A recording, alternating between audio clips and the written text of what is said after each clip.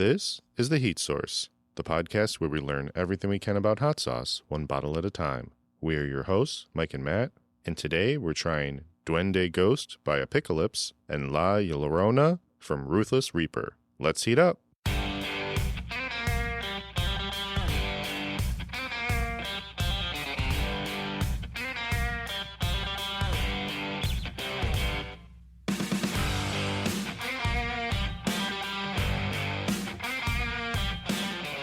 Welcome back to The Heat Source, where we learn about new sauces weekly, one bottle at a time. Today, I kind of changed gears yesterday. I said, I don't want to do a new sauce. I want to open up some of these other ones of brands we've recently tried that, one, I know is good because I had it at the Fire Food Show. One, I'm intrigued by. So we are doing Apicklelypse and Ruthless Reaper sauces today. They look good. Both of them are very, very cool designs. The artwork on them, the naming of them, there's definitely some interesting things coming from these brands, which we'll get into. We did have a bit of a delay. We took turns. The worst. Is that better? Okay, we're good. Yeah. We did have a bit of a delay because after my turn of having a whole sinus nasal fiasco, you kind of been going through it where you just got back to normal yesterday, I think, was when it started to trend down. Yeah. Gosh, what day is it? Wednesday. Wednesday was just awful. Felt like a weather balloon in my head. Yeah, I was like, I don't know if it's gonna work today, and you're just like, I'm death. I'm on death's door. It's fine. Yep. And then woke up yesterday morning and I'm like, oh, I feel really great. Like nothing happened. So yeah, and that's the only thing with a podcast. There's some things you can like fight through illnesses, but when like your sinuses, especially when it's a twofer for our podcast because we're tasting and smelling food and smelling sauces. So those are affected. And then also you have to talk and try not to like cough every 2 seconds. Yeah. Which is, I mean, I feel like it's tough for everybody, especially if some of the hotter sauces. But I feel like it's just us. I actually talk to a lot of people that don't just start coughing mid-conversation. I think it's just getting the vocal cords ready. You just don't usually talk that much. Like wake up first thing and just start going for it. And you're like, I haven't even cleared my throat yet. You've said there are work days when like you're on a lot of calls and you're just like I have no voice. Yeah. It's just not. We just have to talk more. You don't have to talk to people. I know that's not something you want to do. You just talk. You need to just like talk to some other like mirroring device. Like the Tin Man in the Wizard of Oz when he's trying to say oil can. Mm-hmm. Like that's how I feel at the end of a long day of just all meetings. And it's just little squirts of hot sauce that are going into all the corners of your mouth. Courtney's just like, all right, a little squirt bottle. That's actually pretty funny. I'm going to see if I can draw a Tin Man with hot sauce. Yeah. Hot sauce. Hot sauce. All right. Let's get into this. We're going to start with the game that we always do, and then we'll get into trying these sauces. I'm very excited. So the game is, I'm going to name a person, and it's a real person. Living, breathing person. There's a question on their athletic ability because it's either an NBA player or a hot sauce maker. Okay. So you've never given me anyone that's passed away yet? I mean, they have been a real living person. Okay. Yeah, we've had a few that I don't think are around anymore. Some of those early basketball players. But today's person is Dan Ballester. Ballester spelled Ballistr. Hot sauce. Yeah. Nice. That's a hot sauce maker. Dan Ballester makes those grenade-shaped hot sauces from the Veterans Hot Sauce. My dad gave me one of them, which I haven't tried. I think that one, I don't know if it's worth a whole episode. I'm going to just like go on IG Live and be like, I'm going to crack open this grenade. Yeah. It's the Reaper one too. Every time I see those, I've never bought one. Beautiful bottle design. Yes. Really good glass bottles. There's a full-on like metal dog tag attached to them. Yeah. Like I walk over and I have to pick them up. The only thing I wish is that like they had a literal pin to open it. Yeah. That's probably the product I've held the most and never purchased. Yeah. I mean, I have it upstairs just to show people, and they're like, oh, is this a good one? I'm like, I don't know. I don't open this. But yeah, Dan Ballester. 86% of peppers in every bottle, according to his website. Nice. So good job, Dan. Dan Ballester wouldn't be a bad basketball player, but I think that's more, if you were to say when that player played, where would you pick? Like what decade? 80s, 90s. 80s, 90s. Yeah, I was thinking like 70s, 80s. I'm like, I don't know. There's certain players where after they're drafted and then they take off, I go, they just had a name that they couldn't not be an NBA player. Right. And so, and some of it's hindsight. Some of it's like, well, now that they're ingrained. Yeah. It's like that with football too. Do you see the Key and Peele skit when they're going through, it's like the beginning of the game and they kind of run through like Tom Smith, fullback, you know, Eisenhower High School or something like that. You know, they do that whole skit. That one's really funny. I always like to name my players on sports games during like Madden or NBA 2K. I name them based on what they're going to be doing the most. Mm-hmm. Like I had a guard that shot a lot of threes. His name was Freddie Raindrops. Just dropping. I've created an offensive lineman one time just to like, I wanted to try to build like the greatest offensive lineman. His name was like Brick Wall Thompson or something. Just like their nickname is their literal name. Like the mother and father just saw him being born. It's just like, he's going to be a fast runner. We're going to call him Lightning. Yeah. He's going to be called Lightning Speedster Gonzalez. Like, we're not Hispanic. That's not even our last name. It's like, it is now. All right. So let's get into these bottles. We're going to start with Apicklelypse because I'm just very curious to see your take on this. And this is a very unique sauce. I think I told you it's an elote sauce. Yeah. This one is big elote sucker. When we went to the Fiery Food Show, we stopped at that Mexican grocery store. I'm trying to think. The Illinois one? Yeah. Sorry. Yeah. What did I say? Iowa? The Fiery Food Show. Oh, sorry. It's early. I was just like, I don't think I was did there that. In spirit. Yeah. Yeah. You had visions like in that Game of Thrones, that one character in Game of Thrones that can just like see the past. Yeah. Just like, I was there. We went to that place like 2 or 3 times, right? Mm-hmm. Did we get elote? I can't remember. I think we did the last day. The first day they didn't have sold it. Out. They were out. We did get it the next day. It was okay, but it was like the cup with the corn. It was like an elote salad. It wasn't like a full corn on the cob. It was a little watery on the bottom, but it still was delicious. Yeah. But this one, let me just read the description here. It does have the coffins on the back, it's a 5 out of 10. They do have a milder version, but this is the ghost version. Duende Ghost, a hotter little goblin, a specter in the night. This elote-style sauce is inspired by Latin folklore, so good and creeps on you when you least expect it. All right, let's try this seal. Haven't done a seal in a while because we've had some remote ones. And it's perfect. That was flawless. It's a perfect seal. So you said you tied these together. I'm gonna go with you went with ghosts for each of them. So they're both heavily based in folklore. Yeah. And also heavily based in like Hispanics and some Southwest American folklore. Yeah. I didn't do that intentionally. Right. I was looking at Ruthless Reapers and I'm like, well, this one looks interesting. There's some cinnamon in this one. And I'm like, all right, let's get some different flavor in this. And this one, I just wanted to do this elote so I could use it. Yeah. That's the thing with like, when we have our own podcast that we just kind of like get sauce whenever we think something's interesting or we have more control of just like, oh, why'd you choose this one? Was it just like a marketing thing or is it something that's more going viral right now? It's like, no, I just want to eat this. Yeah. So it has a very pale yellow color. It reminds me of... It's like banana yellow. It's a similar color to... What was the Moletta sauce? There was that... the Angry Monkey. Well, Angry Monkey was one, but we didn't try that one on the pod. The one we tried on the pod was I call it a Greek sauce, but I know that they used it was like the olive... A more like a Middle Eastern pepper. But it was like olive, the olive, lemon olive hot sauce. Yeah. And this has a similar... This smells like elote. Yeah. I mean, so here's the weird thing. It's elote in a bottle, because this one I had at the Fiery Food Show, so I remember a little bit. And I talked about it quite a bit with Dave from Apicklelypse, which, just so I don't forget, Dave from Apicklelypse, Instagram is Apicklelypse505, apicklelypse.com. I always need to mention the sites and where to find his stuff. But we were talking about just different things to put it on. But it is elote in a bottle, but also he said he has put it on elote, just like corn on corn. So I'm going to have to shake this one up because it's like a thicker sauce. It's not so much a thicker sauce. It's just got a little bit of a spot in the head that's...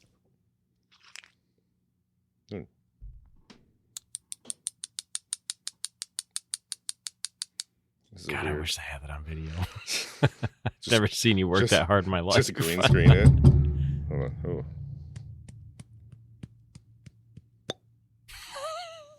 That was awesome. That's actually really good. All right. And that was the sound of the seal breaking. Yeah. Oh, God. It actually had like a double seal. So you had the seal of the top, and then you had the... I don't think we've ever had it on recording of us just like tapping the spoon before. We do now. All right. Let's give this one a try. So I'm going to let you kind of lead what you would put it on, because I already had a discussion about this, and I have one that I specifically am going to try probably after Easter. Gosh, that would just go good on tacos. Tacos is a good one because you can do a corn salsa. Believe it or not, it tastes a lot like elote. Yeah, it's a lot like elote. Do you want to know what David's recommendation was on what he does? Elote. Baked potato. Oh, that'd be good. Baked potato, like put this on a baked potato. So I'll stop tapping here in a second. Actually, Mike is tap dancing right now. Yeah. He's very good. I like it so much, I'm just tap dancing. Yeah. What was I going to say? I have no idea. Okay. It was Fair enough. Move on. It was going to be a good story too. Tonight's winning lottery numbers, but I just forgot them. Do you know what I've started to do? Because when the ticket or the lottery was really high, I was getting tickets. I'd be like, buy like 3 tickets, the next 3, see what happens. I do the same numbers every time. Yeah. I just stopped buying them, but I check the number still. And it's something where it's like, I didn't get it, but I didn't pay for it. Yeah. The problem is the other day I had the Powerball number and one number, the first one, and I initially had a pit in my stomach of like, God, here we go. So I'm like, I don't know if I should do this, because now it's like I have an urge more to get a ticket, because I'm like, that could have been bad. Yeah, right. But also, if I just don't pay attention to it like I've done for most of my life, unfazed. No, it's a thicker sauce. It's something where it's a very spreadable sauce, though, so you could put this on quite a bit. The tacos is a good thing because you got the corn, like a corn salsa that you're kind of doing, or usually we have elote with tacos on the side. Yeah. I do remember what I was going to say now. So I'm not much of a potato guy, believe it or not. So you're not much of a potato guy. You hate beans. I don't know what to do. I wouldn't have fared well during the Irish potato famine. Yeah, same. So I mean, you would have done fine in the Irish potato famine because you didn't. Oh, I guess you didn't right. like it. Yeah. I was like, same. I would have had a hard time without potatoes, and I'm like, wait, that's not. No, I would have excelled. Yeah, I would have been one of the. You would have been like one of the few standing. Like, no one's putting those dumb potatoes in my face. Yeah. So I mean, I like them. I just think too much potato to me is like, all right, now I just have a whole bunch of starch in my mouth and no flavor. Okay. But I do like baked potatoes and potato skins. Mm-hmm. The problem is I have to have like more toppings than potatoes. Sure. Then you'll get me to absolutely knock them out.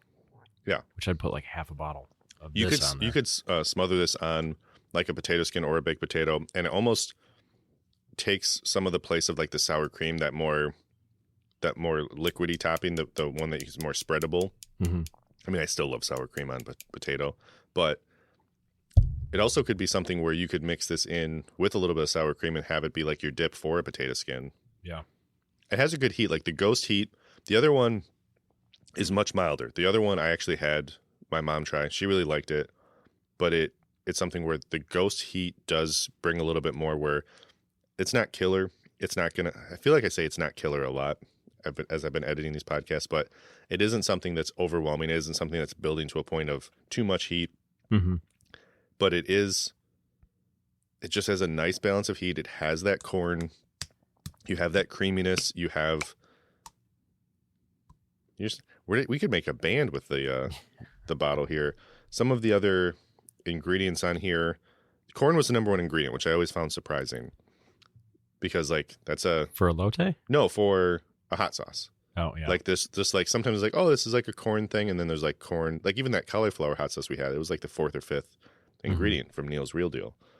But very elote, corn, lime juice, some vinegar, yellow pepper, habanero, nutritional yeast, ghost pepper, sea salt, and brown sugar. The nutritional yeast, that gives it that, because you get that cheesiness that you would have from what cheese is it? Is it the Whiz what? No, not the cheese you would put on elote. It's the white crumbly cheese, the Mexican cheese. Yeah. I was going to say something that was definitely a pepper.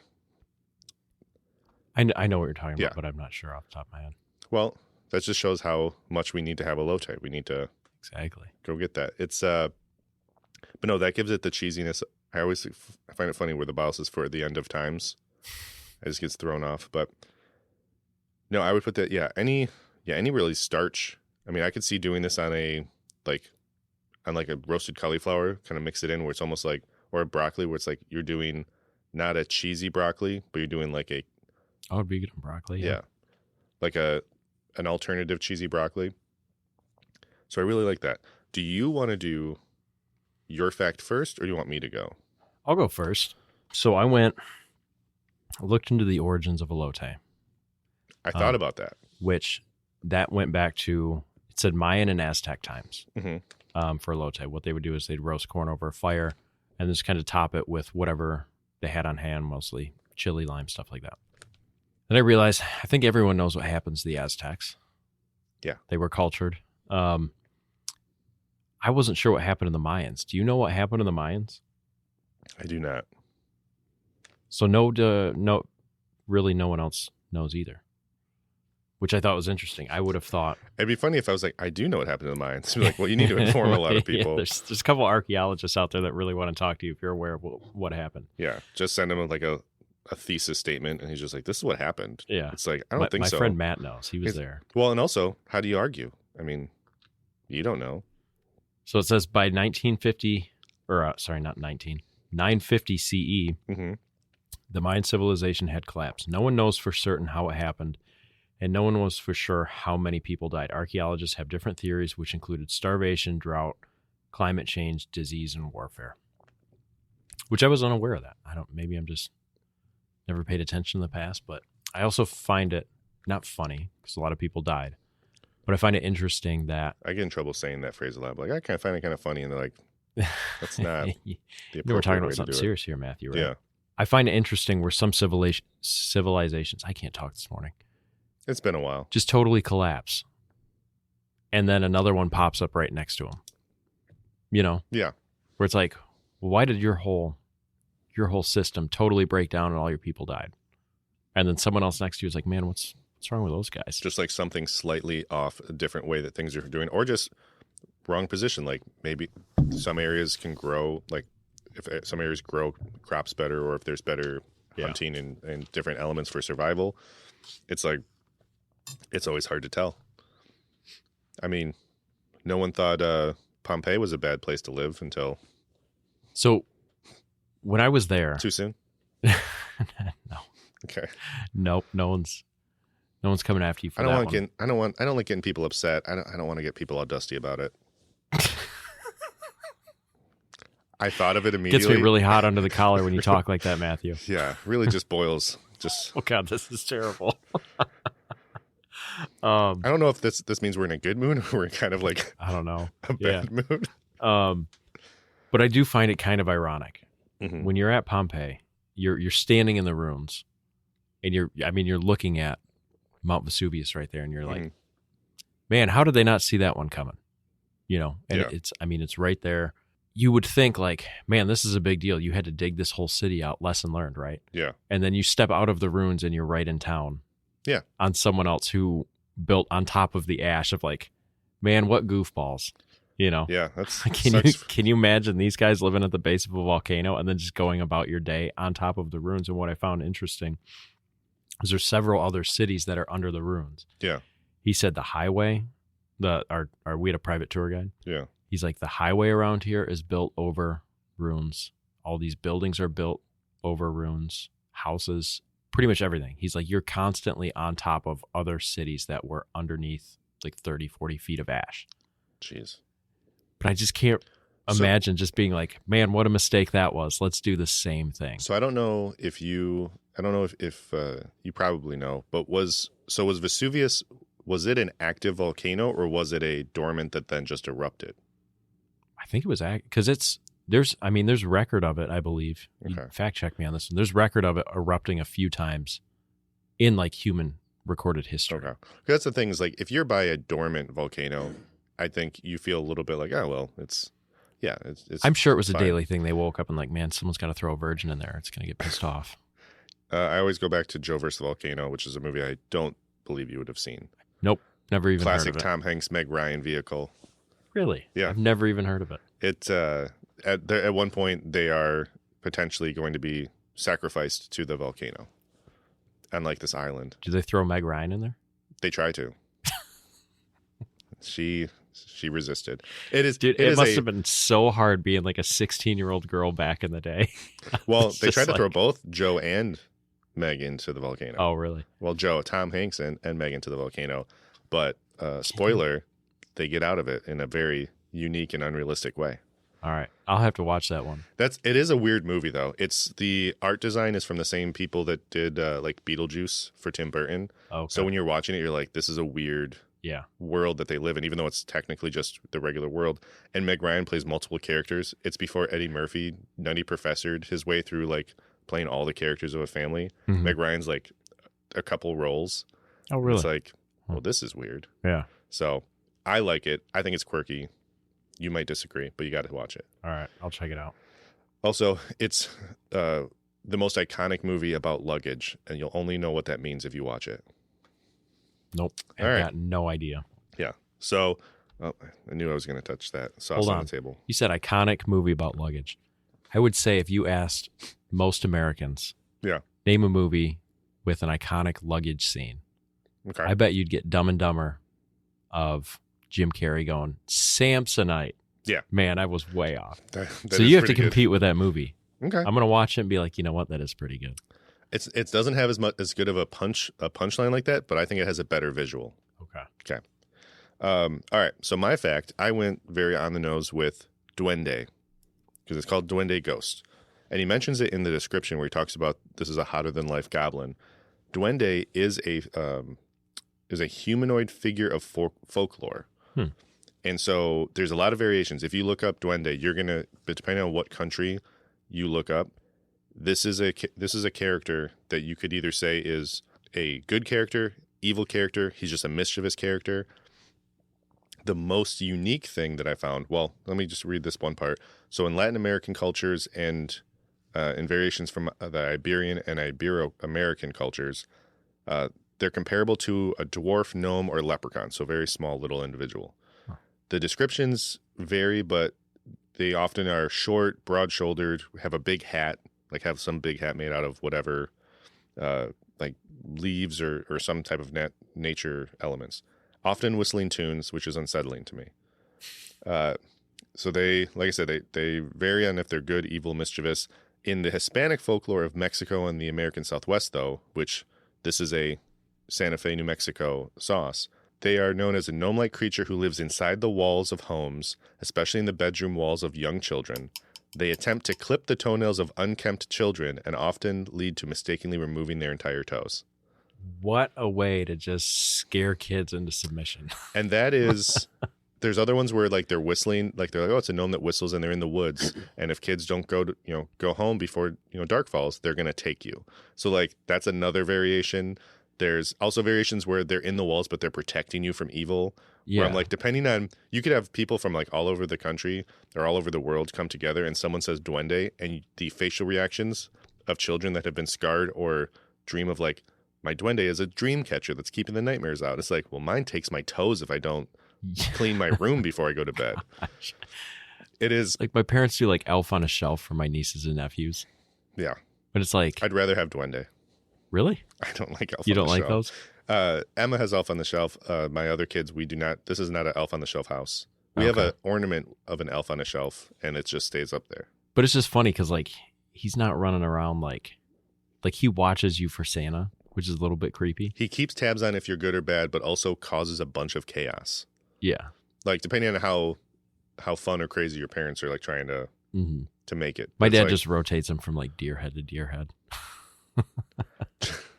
Just if you ever get a deer like late at night, just make sure it's protected, but have it somewhere where then you just have Elf on the Shelf holding a little butcher knife and this the deer hanging there, and this is like, I got you food. Yeah, exactly. See what happens when you don't go to bed on time? It just has a little will work for food. It's just like, say, huh?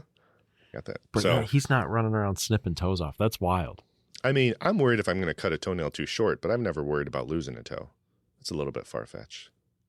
Gosh, I don't know if I don't know what tool. I don't know what tool they say he uses. Probably uses some big cleaver.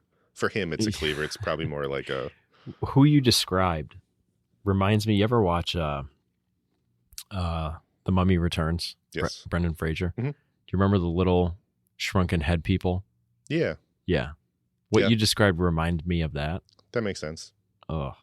Yeah, creepy little thing. There were some pictures. The most comparable to me that popped in my head, and it doesn't have any reference for you, but maybe people that listen that have watched the show Community. There's an episode with a troll doll, and the troll doll probably is a duende because it looks very similar in style. If you look at pictures, though, it's anywhere from kind of like 80s quirky animation to this is the stuff of nightmares. Yeah. What was that movie? It's like a horror movie from probably 70s or 80s, but it's like the stop-go motion of like that little like indigenous doll tries to kill that lady. Do you know what I'm talking about? I don't know. Here's the one of nightmares. Oh gosh, dude, that's horrific. Yeah, I don't know which picture I'm going to post for photos without context because I could make it real uncomfortable, or I could make it like, that's just like a quirky. No, that's uncomfortable. That's not even a. That's wild. This is terrifying. Look up. Some of these are fan art though. When we were in Norway. There we go. That's the one. That's just a Santa's little helper right there. Yeah, you picked the only good-looking photo out of 500. But yeah, go just look up a Norwegian troll figure or something like that. When we were in Norway, kind of like their mascot is a troll for some reason. Pretty similar. Yeah. You see these little figurines all over. You go to the airport and there's like a pile of caribou hides and there's these trolls everywhere. Yeah, this is from the movie Community. Norwegian troll doll. Is that what it was? Yeah. Really? Yep. And I'm sure that, honestly, Duende is probably, there's a Norwegian variation of that. So, he's got the troll doll. He's just pointing it at. Like it. Is that Chevy Chase? Yeah. He's in Community? He was in part of Community until he decided to be racist and fight everybody. It's an interesting backstory. Let's not do that one on the podcast. Yeah, Chevy Chase fun facts are a bit of a more slippery slope than you'd think. So let's get into the score on this, though, because we have another sauce to try here. Again, it's Elote in a bottle. It has the creaminess. It has that lime juice. It has, the bell peppers, and it has good heat from both habanero and the ghost. But I got to try it on a baked potato. I actually like the idea of a potato skin where I layer the potato skin, put some cheese and some toppings, and then I get that in the flavor with that, or mix it in a dip. But I had this as an 83. It's 75. Okay.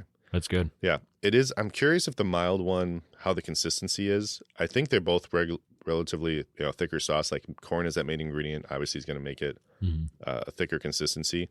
I do like that it's not a heavy vinegar because while I like, we like hot sauce with a, decent vinegar in it. We also, if it's going to taste like Elote, you don't want a huge amount of vinegar in there. Yeah. Honestly, I would put this on my cheeseburger salad I had last night. That would be good. I would maybe throw a little bit into the Big Mac sauce to be like, something's different and good and a good heat.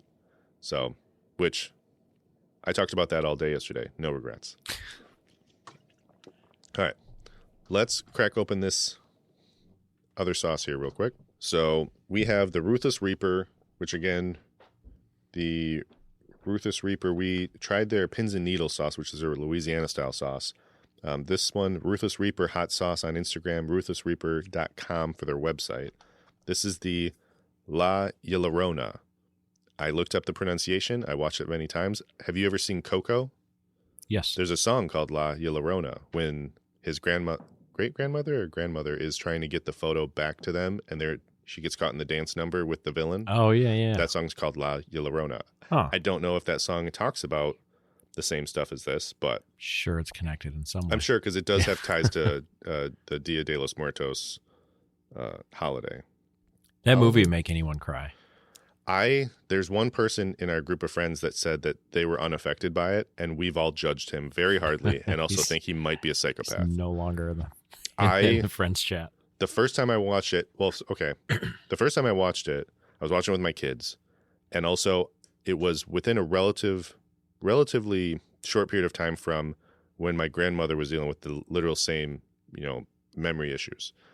So I was like, the ugliest cry I've ever done for a movie. I was just like, I need to look in a mirror because I think this is the worst. Yeah. And then, your kid's like, Dad, are you okay? Yeah. I'm just like, yeah, I'm just enjoying the movie. It's like, I ate something spicy. Like, we've been sitting here the whole time and eating the same popcorn. I have a piece of popcorn in my eye. Yeah, I got a popcorn kernel popped up there. All right, let me open this one. This one's a pull tab, so this might probably be silent. And also, I hit the mic. So with this one, let me just go through the ingredients here real quick. So the ají amarillo pepper, chipotle, white wine vinegar, Carolina Reaper, yellow onion, garlic, cinnamon, thyme, oregano, and lime. Nice. So I like that extra, like that cinnamon, thyme, and oregano. That sounded interesting to me.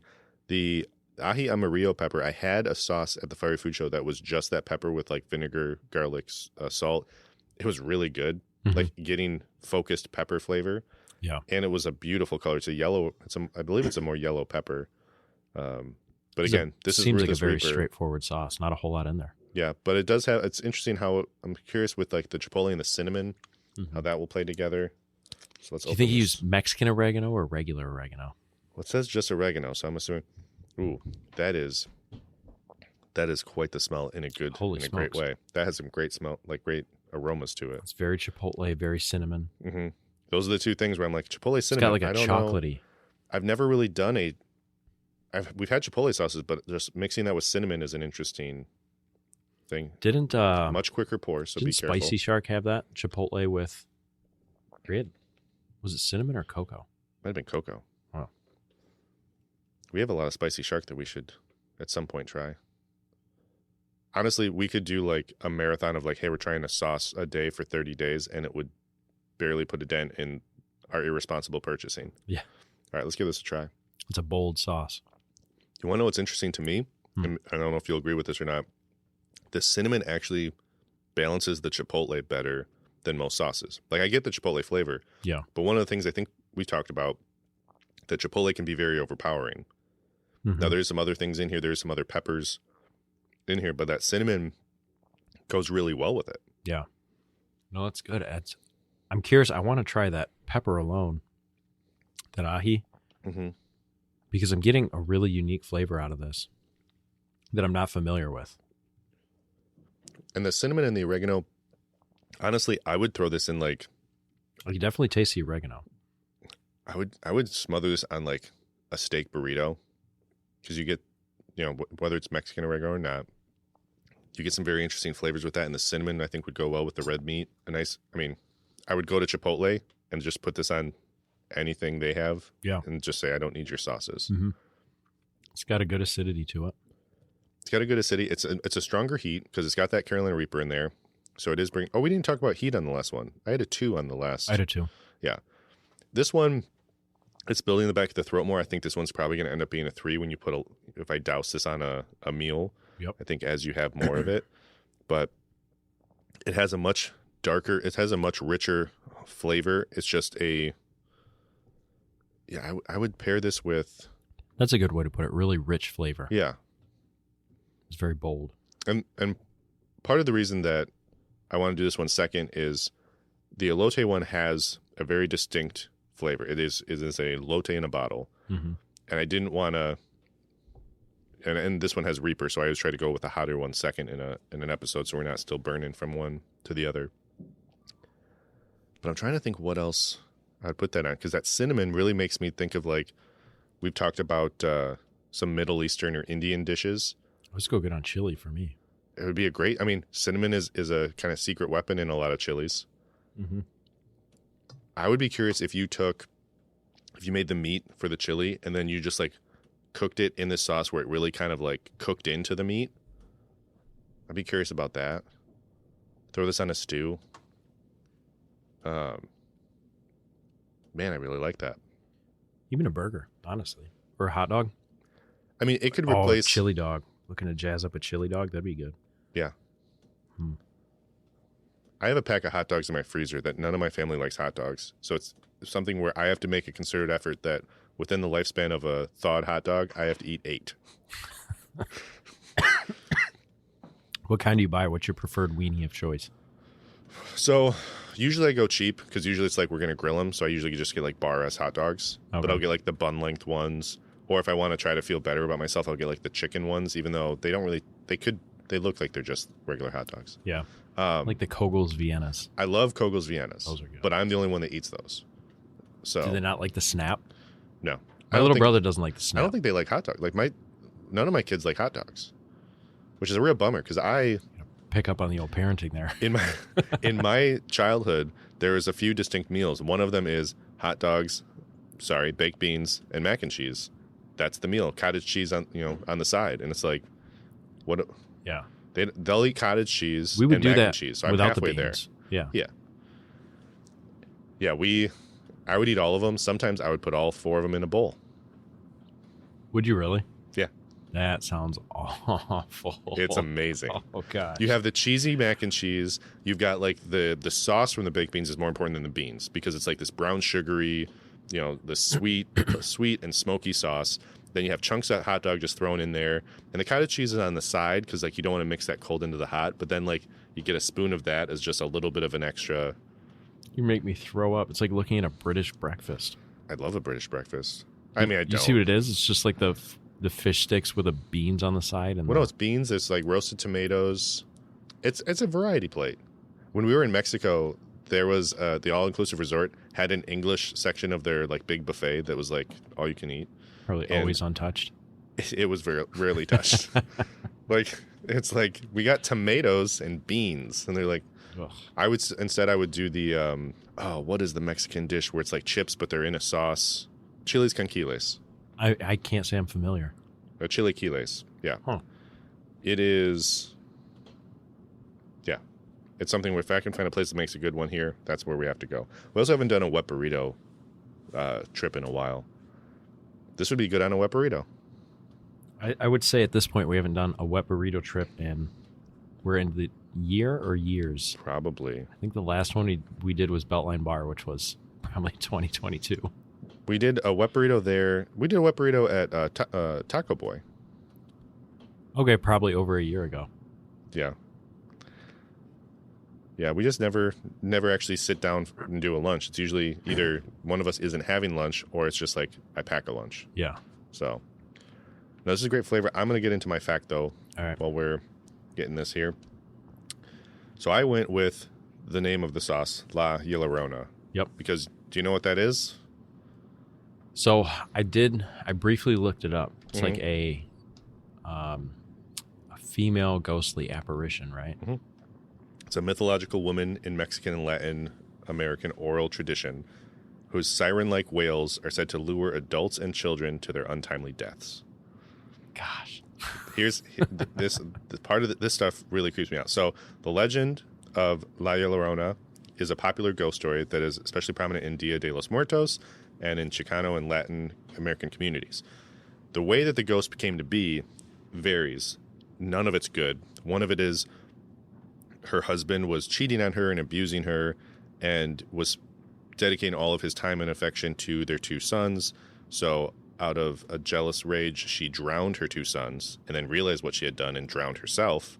And now she's wailing, looking for her sons in regret.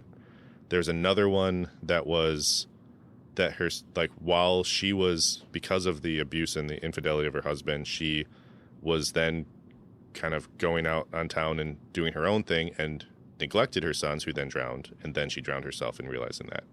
So neither way is a good story, but gosh. The wails literally are, they say the wails are literally her saying in Spanish or whatever, depending on the region, what language you're saying, it's just her saying, wailing, my sons, where are my sons? That's not creepy at all. Do you want to know the extra creepy part? Let's hear it. Eerily, her wails are often said to sound more distant the closer she is to her victims. I don't like that. Nope. I never thought about it that way. Of like, gosh, that was pretty faint. She must be real close. Like, yeah, it's like it's kind of like thunder, where you want it to be like, okay, it's calming down. If it's calming down, I'm running towards. Right. It's like, oh, that is creepy to think about. So basically, like it's like inverted sound. If you're further away from her, it's getting louder until it's just done. Yeah. Can you imagine hearing like a blood curdling scream right in front of you and just be like, thank God she's miles out. Yeah. I don't know if they have the same system as the lightning where you time it and go 1 Mississippi, 2 Mississippi. Yeah, everyone if there's a checks their decibel, watch. They're like, okay, yeah. There's a decibel level where it's like, she's only at the low decibel level. We need to keep getting closer. Yeah. We need to keep getting closer to the sound, but further from her. That's the thing where I'm like, at that point, I'm like, oh, I'm screwed. Yeah. Gosh, they mess with you as kids and adults. And it's something where stuff. She said to like usually be around like by lakes and rivers. There was something where some say that she targeted specific people, like she targeted men that were alone, or she targeted, children that were out late or something. But then others said like there's versions of her that are just unbiased towards anyone. Yeah. So either way, I'm in trouble. That's creepy. I mean, mine's not much better. Cool. I went that route, and then I figured, well, Matthew's going to do that. Because I had to tie where it's like both are really creepy characters. Yeah. That right, make you sweat more than this hot sauce. So I thought about other ghosts outside of that. I'm sure you're familiar with Casper, right? He's the friendly one. Yep. Do you know how Casper died? So is it based on the movie? Because I think in the movie he was like out in the cold and was like sledding or something and got cold and got sick. So I've never seen the movie. I had no idea how Casper died. I'm like, so how did this 12-year-old kid come to be here? According to the film, Casper was a 12-year-old boy living in Whipstaff Manor with his inventor father, J.T. McFadden, until he died from pneumonia after playing out in the cold past nightfall. Okay. So I had no idea. I was always just like, where did this... I don't know if they explicitly say it, but like Casper's like trying to recollect. And he's just like, I always go sledding. I had so much fun. And then like, I got cold. And I'm just like, as a kid, I was just like, oh, okay, like this is interesting. And then now as an adult, I'm just like, oh my gosh. Yeah, died of pneumonia, hypothermia. From sledding too much. Yeah. Because he was out late. And if he would have listened to Duende or Llorona, oh gosh, he would have not been out so late. God, sorry, I'm screwed up, Casper. Sorry, Casper. You ever see it's like the really old one. It's like a 1950s or 60s Casper. Like there's the fox. And the fox, I think, is getting hunted, but the fox ends up drowning and he becomes friends with the fox ghost. Do you remember that at all? Did you ever watch that when you were a kid? I don't think so. It's just incredibly sad. Like, just this fox getting pursued, and all of a sudden, he shows up back on screen. You're like, oh wait, fox is a ghost now. Yeah, I don't know. There's some movies as a child. There were some movies where I'm like, you just didn't connect the dots. But as you watch as an adult, you're like, wait a second. I haven't watched All Dogs Go to Heaven in a while, but I gotta believe that probably has some more jarring things. And you watch it now thinking like, oh, is this good for my kids to watch? And then you're watching and be like, no, it's terrible for my kids to watch. And they're like, how do you know about it? Well, I used to watch it as a kid. Like I told you about that Return to Oz movie that I watched when I was like under I don't 10. think I could watch that as an adult. It's nightmare fuel. Yeah. Oof. Nope. Yeah. So today's creepy. Today's a creepy day. Yeah. With great sauce. Good hot sauce. Creepy day. I've got a baked potato covered in an elote hot sauce that I'm going to have. I'm going to have a nice steak or even like a steak burrito. Mix that in there with this. I'm going to have a good meal. Hopefully it's not your last. Yeah, and then I'm not going out at night. I'm going to make sure that I'm well behaved, that my toenails are all clipped, and that I don't go by any bodies of water. Yeah. And yeah. It's a real awkward way to start rounding out the episode, but I'm going to get into the score here. So, again, the heat I had is like a low 3. Like, again, I think this is one where as you put more on or if you smother something or have more spoonfuls, it'll build just with having the Reaper and the chipotle. And that was the ají amarillo. Having those 3 peppers, I think that would increase it some. Then for a score, I had it as an 82. It's 69. Okay. Yep. Giggity. But have we ever had a 69 sauce? I don't know, honestly. It's an interesting one. I'm not sure. No, I like the cinnamon. I really got focused into that chili element where like putting this on a chili dog, mixing this in with the chili, like cooking it with the meat, doing a more unique wet burrito. I would almost like if you could make a Indian style wet burrito, maybe throw like a meat and potatoes kind of thing in there and then put that in. I think that would be really good. What God, would be good. What would be in? I'm definitely going the chili route. Yeah, I mean, it's good. It's got honestly good spice, good acidity. You make yourself a chili that's like, oh, this is like when not insulting me said that my chili was like a homemade Hormel chili. This I throw a bottle of this in there. That would have added a different flavor, good heat. So at the time, I thought that was one of the best compliments I could throw out because I love Hormel chili. I've understood now that it was a compliment. It's kind of like someone saying like, when we do it a lot of times where we say like, hey, this is a Frank's sauce that's elevated. That is not an insult. That is a, hey, you took something that has been wildly popular throughout the years and then you stepped it up a notch. Yeah. I'm now seeing that's what you were saying, where it's like, hey, you took a Hormel chili and you made it more homemade. You made it more, craft with real ingredients. Joke's on you. Those were actually cans of Hormel chili every time. It was still good. Yeah, that would have been my play. As I'm like, fine, I've worked on it. This is the best one I got. You're like, this one's the best. Yeah. You've really outdone yourself here. So, but yeah, so the Ruthless Reaper, again, ruthlessreaper.com. Check them out on Instagram. They've got a lot of they have quite a few characters that are probably have some interesting backstories that probably will be the fun facts by one of us every time. Apicklelypse, the Duende ghost, we've already tried. Another one of their sauces, we still have Sasquatch sweat and werewolf piss to get to. Hot sauce names are wild. Somebody was telling me the other day, they're like, man, I'm not having anything that has that weird name. And I'm like, well, what's the ingredients? Yeah. You got to tell me the ingredients because, you tell me that werewolf piss has some good, unique flavors. The names and then the cover art. At Jungle Gyms, there's even like an X-rated section of hot sauce where it's like... Those ones, yeah. Okay, that's just... Honestly, I would be less inclined to get like X-rated bottles than I would ones that just have like the weirdest, grossest, crassest names. Yeah. Because I don't like to think about sexual acts while someone's making my hot sauce. I don't think that's what's happening. But that could also be the hook. That's like, hey, this was made on set. So what? Oh no, made on set. So what inspired this? Like it was in the moment. I'd rather have werewolf sweat than anyone else's sweat. Sorry. This episode, there's some real weird taglines to this one. Yeah. Yeah, it's like, here's the taglines from the episode. That's the description. Go. I feel like we say that a lot. This is a weird one. This was a sad one. Also, this episode's coming out 3 days after Easter. Yeah. Okay. 'Tis a season. Yeah. Lent's over. We're good. Now let's talk about evil ghosts. Casper, only the second friendliest ghost. Jesus was the first. All right, let's close this out. Special thank you to Summit 6 Design. For any graphic or logo design needs, they designed our logo. Reach out to them. They might not want us to mention it on this episode. Thank you again for listening. However you listen, we do appreciate you. Follow us on Instagram at The Heat Source Pod for all updates. Send us a message on there or email us at theheatsourcepod@gmail.com for any feedback, requests, or any other comments. Tune again next week when we try, I'm thinking, a new sauce. I don't know. We'll see what the mood strikes.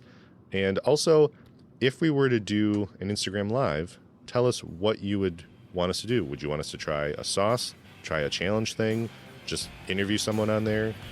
What would you want out of an Instagram Live video? You guys might get to see my face one day. Potentially. Maybe. Or just like an avatar filter. Yeah. So, we'll see. All right. Bye. See ya.